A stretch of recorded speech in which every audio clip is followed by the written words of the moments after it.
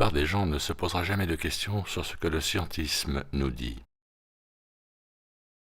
La plupart ne percevra jamais le jargon sophistiqué, les calculs alambiqués pour y trouver la vérité. C'est quoi la gravité? J'en ai aucune idée. Question suivante. Waouh!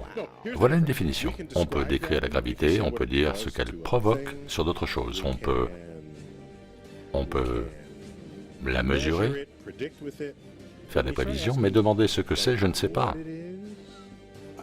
Une réponse einsteinienne serait de dire que la gravité est la courbe du temps et de l'espace, et que les objets seront soumis à cette courbe du temps et de l'espace, et nous interprétons ceci comme la gravité. C'est probablement la meilleure réponse que je puisse donner à la question « Qu'est-ce que la gravité ?» ou « Pourquoi la gravité ?» C'est le mieux que je puisse faire et c'est un bon début. Il faut mettre les choses dans leur contexte. Si vous voulez vraiment quelque chose avec 3000 milliards de dollars, vous pouvez faire ce que vous voulez. Tout ce que vous jugez important pour la construction du profil de cette nation et sa pérennité.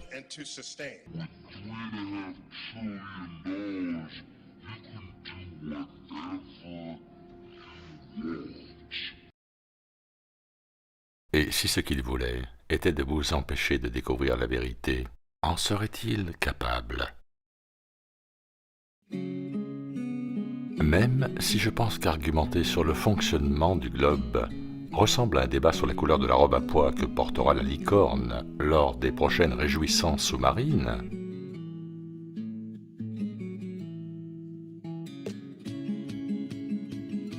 c'est en fait exactement ce que je vais faire. Donc, recommençons. On nous dit que la vitesse orbitale de la Lune est de 3683 km/h et donc qu'elle réalise une révolution complète autour de la Terre en 27,3 jours. La Terre, elle, tourne à une vitesse de 1670 km/h à l'équateur et réalise une rotation complète en 24 heures. Jusque-là, ça va? Vous me suivez? Il m'a été précisé avec insistance que l'éclipse allait d'est en ouest, car la vitesse orbitale de la Lune, située à plus de 380 000 km, est plus rapide que celle de la rotation de la Terre. Ce à quoi je réponds: « Oh, vraiment ?» Faisons un exercice mental avec quelques calculs simples. La formule pour trouver la vitesse orbitale de la Lune est la suivante. On multiplie π par 2, puis par le résultat de la distance de la Lune du centre de la Terre, divisé par sa période orbitale ramenée en heures. Voici la formule avec les valeurs exprimées en miles. On a donc une vitesse orbitale de 3683 km/h. Et voici comment la Lune nous apparaît ici sur Terre.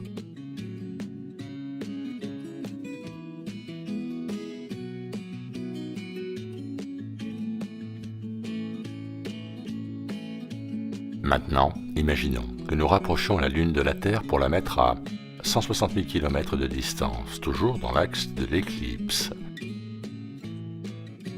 mais légèrement plus petite pour garder la bonne perspective dans le ciel. En utilisant la même formule, cette Lune-là aurait une vitesse orbitale de 1603 km/h.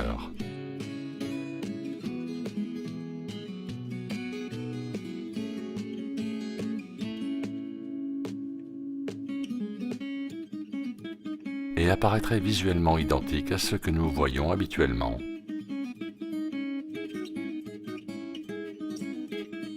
Sans que nous nous apercevions de la différence de distance. Maintenant, si on continue de la rapprocher à, disons, 16 000 km de la Terre, toujours parfaitement alignée sur l'éclipse, mais encore un peu plus petite pour maintenir la perspective visuelle.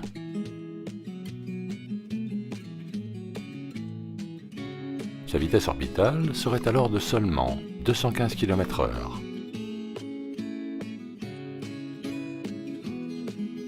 Mais à nouveau aucune différence visuelle entre une Lune qui orbite à 3683 km/h et une Lune qui orbite à 215 km/h, en ce qui concerne notre perception depuis la Terre.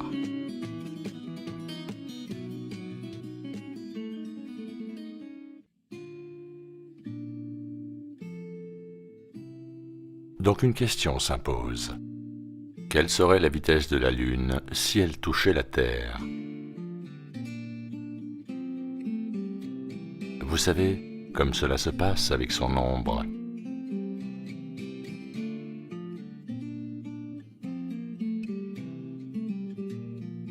Bonne question.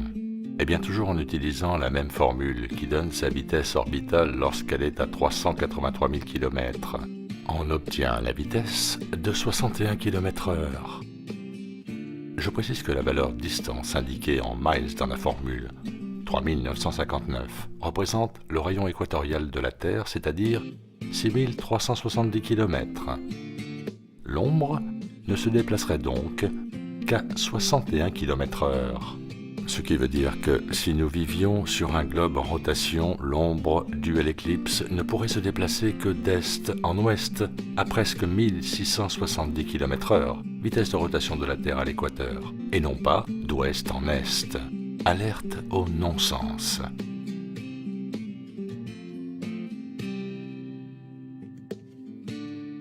Cette simulation n'est même pas capable de reproduire l'éclipse correctement.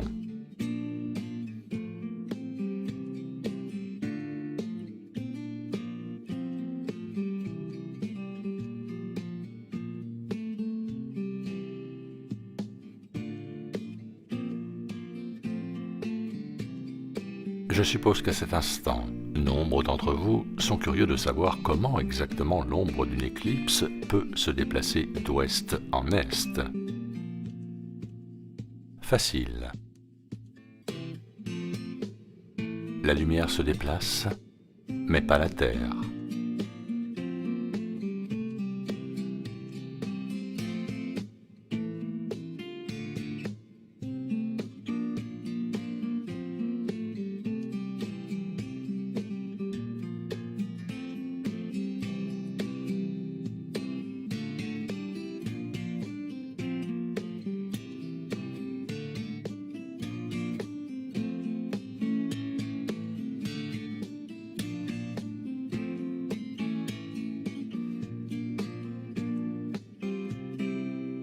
Il est dit dans la Bible que le soleil, la lune et les étoiles furent créés le 4e jour, pour réguler les saisons et servir de symbole.